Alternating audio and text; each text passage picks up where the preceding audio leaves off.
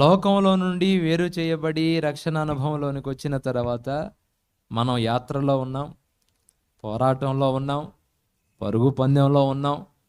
అన్ని లేఖనాల్లో ఉన్నాయి. యోబు భక్తుడు చెప్తాడు 7:1, భూమి మీద నరుల కాలము యుద్ధ కాలము కాదా?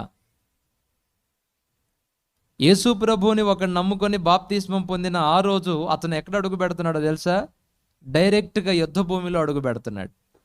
యేసు ప్రభువుని నమ్ముకొని రక్షణ మార్గంలోకి వచ్చిన తర్వాత ఇక సంఘంలో క్రమంగా కొనసాగుతున్నప్పుడు అతను ఎక్కడ అడుగు పెడుతున్నాడో తెలుసా? పరుగు పందెంలో అడుగు పెడుతున్నాడు. ఒక యాత్ర ఇది. ఈ యాత్ర ఎక్కడికంటే, ఆ రోజుల్లో ఇశ్రాయేలీలు ఐగుప్తులో నుండి బయటకు వచ్చిన తర్వాత పరమ కానానుకు ప్రయాణమై వెళ్ళినట్టు మనం పాపమనే ఐగుప్తులో నుండి బయటకు వచ్చి ఇప్పుడు నిత్య సియోనుకు ప్రయాణమై వెళ్తున్నాము. ఇది స్థిరమైన లోకం కాదని మనకు తెలుసు. ఇక్కడ ఎక్కువ కాలం మనం ఉండబోమన్న సంగతి కూడా మనకి తెలుసు. మన కళ్ళ ముందే చాలామంది ఆవిరిలాగా గతించిపోతున్నారు. డబ్బున్నోళ్ళు, కోటీశ్వరులు, రాజకీయ నాయకులు, సినిమా యాక్టర్లు, అందగాళ్ళు, పాటగాళ్ళు, ఎంతోమంది మన కళ్ళ ముందే ఈ లోకాన్ని విడిచిపెట్టి ఆవిరిలాగా వెళ్ళిపోతున్నారు. మనతో పుట్టినోళ్ళు, మనల్ని కన్నోళ్ళు, మన బంధువులు, మన రక్త సంబంధికులు ఎంతోమందిని మనం చూస్తూనే ఉన్నాం. ఆవిరిలాగా వెళ్ళిపోతున్నారు. ఎవరు ఇక్కడ ఉట్టి కట్టి ఊరేగేది లేదు. అందరం వెళ్ళాల్సిందే, ఈ లోకాన్ని విడిచిపెట్టాల్సిందే. మరి ముఖ్యంగా ఈ విషయాలన్నీ కూడా బాగా ఎవరికి తెలుసయ్యా అంటే, యేసు ప్రభువుని నమ్ముకున్న క్రైస్తవులకి బాగా తెలుసు. ఎందుకంటే దైవజనులు ఉగ్గుపాలతో నేర్పారు అని అంటారు చూడండి. కొంతమంది పిల్లలకి గురించి మాట్లాడేటప్పుడు తల్లి ఆలీలు అంటుంటారు, వాళ్ళ అమ్మ వాడికి ఉగ్గుపాలతోనే నేర్పింది అన్నట్టు. యేసు ప్రభు దగ్గర ఒకడు వచ్చిన ఆ రోజు నుండి వానికి వినబడే మాటలు, వానికి నేర్పించబడే విషయాలు ఏంటంటే, ఇది యాత్ర. ఈ లోకాన్ని విడిచి మనం ప్రభువు దగ్గరికి వెళ్ళాలి, రెడీ అవ్వాలి, సిద్ధపడాలి.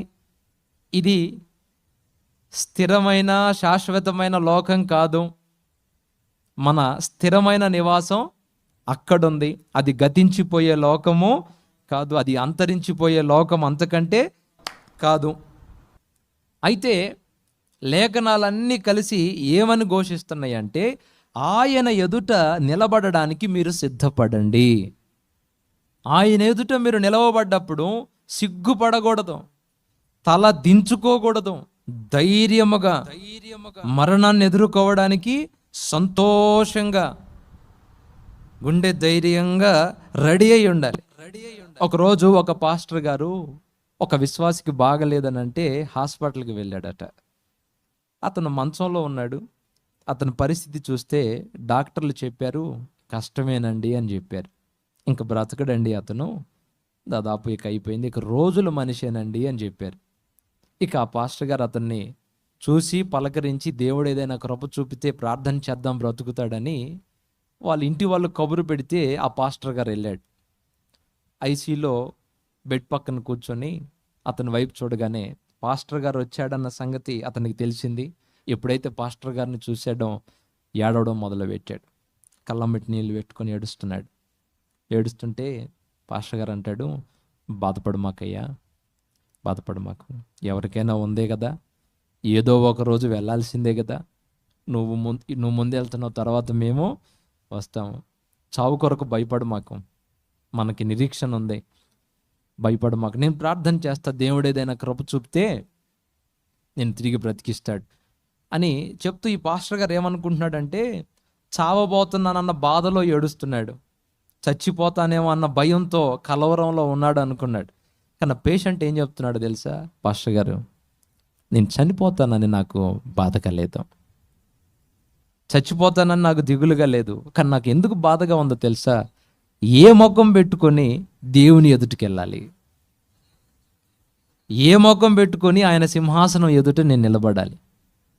ఈ మరణ పడక మీద నాకేమర్థమైందంటే, రక్షణ పొందిన ఆ రోజు నుండి ఈ రోజు దాకా నేను నా కోసమే బ్రతికా, నా కుటుంబం కోసమే బ్రతికా. దైవజనులు ఎన్ని మాటలు చెప్తున్నా, ఎన్ని విషయాలు చెప్తున్నా ఇవి మనకి కాదులే అనుకొని దాటేశా. కానీ ఈరోజు రానే వచ్చింది, వెళ్ళబోతున్నాను. భక్తులందరినీ ఏ మోకం పెట్టుకొని నేను వాళ్ళని కలవాలి? సిగ్గుతో ఎలా ఆయన్ని కలవాలో తెలియక బాధతో తలదించుకుంటున్నాను అన్నాడట. పాస్టర్ గారు అన్నాడంట, ఇదే ఆలోచన కాస్త నువ్వు ఆరోగ్యంతో ఉన్నప్పుడు ఇస్తే ఎంత బాగుండు, అన్ని లైన్లో ఉన్నప్పుడు ఇదే ఆలోచన ఇస్తే ఎంత బాగుండు. రేపు నువ్వు దేవుని ఎదుట నిలవబడినప్పుడు, ఆదామా నువ్వెక్కడా అని దేవుడు పిలిస్తే ఆదాం అంటాడు, అయ్యా తోటలో నీ స్వరం విని భయపడి, నీకు భయపడి నేను దాంకున్నా. అదేంటి, నిన్న మొన్న మనం మాట్లాడుకున్నాం కాదాము, ఈరోజు ప్రత్యేకంగా భయం ఏంటి? ఇప్పుడు ప్రజెంట్ పరిస్థితి ఏంటంటే నీ ఎదుట ధైర్యంగా నిలబడే పొజిషన్లో నేను లేను. తప్పు చేశా, పాపం చేసిన ముఖంతో నీ ఎదుట ఎలా నిలబడేది నేను? పక్కకు తప్పుకి అదే అనిపిస్తుంది, ఎవరో ఒకళ్ళ చాటు చేసుకొని దాంకుందాము అని. ఎక్కడున్నావు రా, నీ వంతు వచ్చిందిరా, రా రా. రోజు వెంటనే ఉన్నావు. చక్కని చిలక పలుకులు లాంటి మాటలు దైవజనులు ఎంత అద్భుతంగా నవ్వించి కవ్వించి పాట జోలపాటల్లాగా మీకు నేర్పారు. అరా నీ బ్రతుకు ఎలా ఉంది, నీ జీవితం ఎలా ఉంది, ఏం చేసావు నా కొరకు, ఎలా బ్రతికావు, నీ విశ్వాసం ఏంటి, నీ సత్క్రియలు ఏంటి, నువ్వు నా కొరకు కష్టపడి సమాజ శ్రేయస్సు కొరకు నువ్వు ఏం చేసావు అని అలా గ్రంథం ఓపెన్ అయితే తల దించుకునే పొజిషన్లో మనం ఉండకూడదు, తల ఎత్తుకుని నిలబడాలి. దేవుడికి మహిమ కలుగునుగాక. చెప్పండి గట్టిగా హల్లెలూయా. మన రీసెంట్గా ఒక దైవజనుడు నిద్రించాడు. ఆయన సత్యం కొరకు బాగా మాట్లాడతాడు. అసలైన ప్రశ్న సిసలైన జవాబు తెలుసు కదా. గంటెల ప్రకాష్ గారు అనుకుంటాను, మరి నాకు తెలిసినంత వరకు ఆయన పేరు. ఆయన చనిపోకముందే ఆయన ప్రసంగాల్లో నేను చనిపోయిన తర్వాత ఏమేం చేయాలి ఏమేం చేయకూడదని ఒక లిస్ట్ అయితే ప్రిపేర్ చేసినట్టు ఒక వాట్సాప్లో ఎవరో స్టేటస్ పెడితే చూశాను నేను. ఆయన ఏమని రాశాడో తెలుసా? నేను చనిపోయినప్పుడు సహజంగా క్రైస్తవులు ఫార్మాలిటీగా పెట్టే మాట, మంచి పోరాటం పోరాడి తిని నా పరుగు కడముట్టించి తిని నా కొరకు విశ్వాసాన్ని కాపాడుకున్నాను, నా కొరకు నీతి కిరీటం ఉంచబడింది అని సహజంగా తాగుబోతుల్లో కూడా పెడతారుగా. బాగా తాగి తాగి కిడ్నీలు పోయి లివర్ పోయి చచ్చిపోయిన వాళ్ళు ఉంటారే, వెనక ముందు చూసుకునే పని లేదు. ఇక ఆయన పేరు మత్తయ్య అయితే ఇక పెడతారు పైన మంచి పోరాటం, బ్రాందీతో పోరాడాడు, మామూలుగా కాదు. లివర్ ఓరే నాయన చచ్చిపోతావురా నాయన అన్నగానే చూసుకోకుండా పోరాడాడు దాంతో. అయ్యగారు 4-5 కొంపట్లు పెట్టుంటాడు. అమ్మగారు ఇక ఆ జీవితం తెలిసింది అందరికీ. క్రైస్తవులు అయి ఉండి పేరు యేసుప్రభుని నమ్ముకున్న వాళ్ళు అయి ఉంటే చాలు, ఇక ఫ్లెక్సీ మీద వెలిసే మాట ఏం మాట? మంచి పోరాటం. ఆయన ఏమన్నాడు తెలుసా? నేను చనిపోయినప్పుడు ఈ లోకాన్ని విడిచి నిద్రించినప్పుడు దయచేసి నా ఫోటో పక్కన ఆ మాట పెట్టమాకండి. అది పౌలు గారికి వర్తించిద్ది, అది ఆయనకే చెందిద్ది, కానీ నేనంత యోగ్యుణ్ణి కాదు, అంత పెద్ద పోరాటం నేను చేసినట్టు నాకేమనిపించడంలా. దయచేసి ముందుగానే చెప్తున్నాను, ఏదైనా అటు ఇటు అయితే ఆ వాక్యం మాత్రం పెట్టొద్దు. అంత మాట నా ఫోటో పైన ఉండేదానికి నేను అంతగా కష్టపడినట్టు నాకు అనిపించలేదని అంటే నాకు ఒక్కసారి ఆలోచన అయిపోయింది. రేపొద్దున నేను పోయినా నా ఫోటో పైన పెడతారుగా, రేపొద్దున మీరు పోయినా పెడతాంగా. ఆదరణ కోడికల్లో, జ్ఞాపకార్థ కోడికల్లో ఏముంది, ఎంత ఒక టైప్ తీసుకొని టైప్ చేయడమే కదా. ఆలోచించాలి, ముందుగానే ఆలోచించాలి.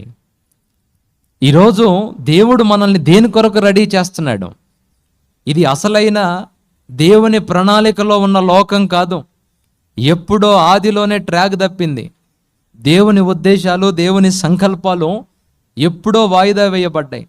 అసలైన జీవితం, అసలు కథ ఈ లోకంలో నుండి మనందరం ఎత్తబడిన తర్వాత అసలు కథ అప్పుడు స్టార్ట్ అయ్యిద్ది. హల్లెలూయా. ఇప్పుడు దేవుడు మనందరినీ రెడీ చేస్తున్నాడు, సిద్ధపరుచుకుంటున్నాడు. ఒక ఉన్నతమైన మహిమ లోకానికి మనల్ని రెడీ చేసుకుంటున్నాడు ఆయన. పాపంలో పుట్టాము, పాపంలో పెరిగాము, పాపలోకంలో ఉన్నాము. మనం ఆత్మ కడగబడి దేవుని సంఘంలోకి చేరాం. అయితే ఒక్క మాట ఈరోజు మీ ముందుకు నేను తీసుకురావాలి అని అనుకుంటున్నా. క్రీస్తు న్యాయపీఠం ఎదుట మీరున్నారు. మీరు క్రీస్తు న్యాయపీఠం ఎదుట మీరు ఉన్నారు అని అనుకుంటే, లేఖనాలను అనుసరించి బల నమ్మకమైన మంచి దాసుడా అని ప్రభు చెప్పేటట్టుగా మన జీవితాలు ఉన్నాయా? మనకొకటి తెలుసు, మన ఈ లోకంలో ఏం సంపాదించినా ఏం కూడబెట్టినా మొత్తం ఒకరోజు వదిలిపెట్టి పోవాలి అన్న సంగతి మాత్రం మనకి బాగా తెలుసు. అయితే ప్రభు ఏం సంకల్పించాడో తెలుసా? మనల్ని నిగ్గు తేల్చి, పవిత్రపరిచి, పరిశుద్ధపరిచి ఒక ఉన్నతమైన అంతస్తులో ఒక్కొక్కరిని ఉంచాలి అనేది దేవుని సంకల్పం, దేవుని కోరిక. ఈ యాత్రలో మనం ప్రయాణిస్తున్నప్పుడు వినండి, ఈ యాత్రలో మనం ఉన్నప్పుడు రకరకాల పరిస్థితులు ఎదురవుతాయండి. ఒక్క మాటలో చెప్పాలంటే సంతోషం కలిగించే సంఘటనలు చాలా తక్కువ, అడుగడుగున గాయాన్ని రేపే సంఘటనలు ఎక్కువ. బాధలు, ఇబ్బందులు, కష్టాలు ఎన్నో ఎదురవుతుంటాయి. ఆ దారి గుండా వెళ్ళాల్సి వస్తుంది మనం. అవునా? మీరు చెప్పండి, ఈ మీ యాత్రలో యాకోబు చెప్పినట్టు చెప్తారా, లేకపోతే ఏమి లేదండి అంతా బాగుందంటారా? యాకోబుని ఐగుప్తు ఫరో అడిగాడు, అయ్యా నీ వయసు ఎంత అని. ఆయన అంటాడు, నా వయసా? దాని గురించి ఎందుకులేయ్యా, నేను యాత్ర చేసిన సంవత్సరాలు ఇన్ని. ఏంటంట, నీకెంత వయసు అని అడిగితే నేను యాత్ర చేసిన వయసు అంటాడు ఆయన. అంటే ఆయనకు బాగా తెలుసు ఇది యాత్రని. ఇక్కడే ఉట్టిగట్టి ఊరేగమన్న సంగతి ఆయనకు బాగా తెలుసు. ఇన్ని సంవత్సరాలు బ్రతికాను, అయినా అవన్నీ దుఃఖ సహితంగా, విచారంగా, ఆయాసకరంగానే ఉన్నాయి. ఈరోజు ప్రతి వ్యక్తి జీవితం అలానే ఉంది. అవునా? ఏ బాధలు లేవు, మా జీవితం హ్యాపీగా, ఏ ఇబ్బందులు, నొప్పులు, అవమానాలు, నిందలు లేకుండా సుఖవంతంగా సాగిపోతుంది అన్నోళ్ళు ఎవరైనా ఉంటే స్తోత్రం చెప్పండి. పండగ చేసుకుంటాను. లేదయ్యా, అడుగడుగున ఒకటి పోయిందంటే ఇంకొకటి, అది పోయిందంటే ఇంకొకటి, రకరకాల ట్విస్టులు ఎదురవుతున్నాయి జీవితంలో అన్నోళ్ళు గట్టిగా స్తోత్రం చెప్పండి. యాత్ర సజావుగా అయితే లేదు, పూల మీద నడిచినట్టు ఏం లేదు, కానీ ఒక్కొక్కల నడక అగ్నిలో నడుస్తున్నట్టుగా ఉంది. అవునా? అయితే ఈ యాత్రలో మనకు ఎదురయ్యే ప్రతి సంఘటన, మన జీవితంలో మనం ఎదుర్కొంటున్న ప్రతి పరిస్థితి, అటు విశ్వాసులు కానివ్వండి, ఇటు పరిచారకులు కానివ్వండి, దైవజనులైనా కానివ్వండి, హెబ్రీ పత్రికలో పౌలన్ అంటున్నాడు, మీరు ఒక్కటి గుర్తు చేసుకోండి. ఎందుకంటే ఈ యాత్ర శ్రమలతో కూడిన యాత్ర. ఇరుకు ప్రయాణం అని చెప్పాడా? ఏం ప్రయాణం? విశాల మార్గంలో ప్రయాణమా మంది, ఇరుకు మార్గంలో ప్రయాణమా? ఇరుకు మార్గంలో ప్రయాణం అని మనకి బాగా తెలుసు. అవునా? అయితే ఈ ఇరుకు మార్గంలో రకరకాల పరిస్థితులు ఏర్పడతాయి. సంతోషాన్ని కలిగించే దానికంటే కూడా అడుగడుగున బాధను పుట్టించే పరిస్థితులే ఎక్కువ ఉంటాయి. అయితే మీరు మీ ఇంటి వెనుకున్న వాళ్ళని చూడమాకండి, మీ ఇంటి ముందున్న వాళ్ళని చూడమాకండి, క్రైస్తవ్యంలోనే ఉన్న కొంతమంది సేవకుల వైపు మీరు చూడమాకండి. యేసు ప్రభుని నమ్ముకొని ఆయన మార్గంలో నడుస్తున్న వ్యక్తుల వైపు కూడా మీరు చూడొద్దు. పొర్రపాటున మీ చూపటి వెళ్ళిందనుకో, మీకు అలసట వచ్చిద్ది. మీరు మీ చుట్టుపక్కల ఉన్న వాళ్ళని చూడటం మొదలు పెట్టారంటే మీకు ప్రాణం మీద విసుగొచ్చిద్ది. ఏమన్నాడు చూడండి, హెబ్రీ పత్రిక ఇందాక చదువుకున్న మూల వచనమే 3వ వచనం చూడండి, మీరు అలసట పడకయో మీ ప్రాణములు విసుగకయో ఉండునట్లు. అలసట రాకూడదా? ప్రాణం మీద విసుగు రాకూడదా? అయితే ఒక్కటి చేయండి, ఎవరి వైపు చూడమాకండి. ఎవరి వైపు చూసినా మీ ఆయాసం కాస్త ఎక్కువైద్ది. మీ జీవితాల మీద మీకు ఎందుకురా నేను బ్రతుకుతుంది అనే విసుగునే ఇది ఎక్కువైపోద్ది. కాబట్టి నేను చెప్పొచ్చేది ఏంటంటే, పౌలన్ అంటున్నాడు, పాపాత్ములు ఏంటంట? పాపాత్ములు తనకు వ్యతిరేకముగా చేసిన తిరస్కారం అంతయు ఓర్చుకొనిన ఆయనను తలంచుకొనిడి. హల్లెలూయా. ఇదిగో, నువ్వు ఎవ్వరి వైపు చూడ మాకు, నీ ఎదుట యేసయ్యను పెట్టుకో. ఆయన ఎన్ని శ్రమలు పడ్డాడో, ఎంత ఓర్చుకున్నాడో, అడుగడుగున అది తలంచుకో. అది నువ్వు తలంచుకుంటుంటే ఒక రకమైన ఉల్లాసం, ఉజ్జీవం నీ హృదయంలో పుట్టుద్ది.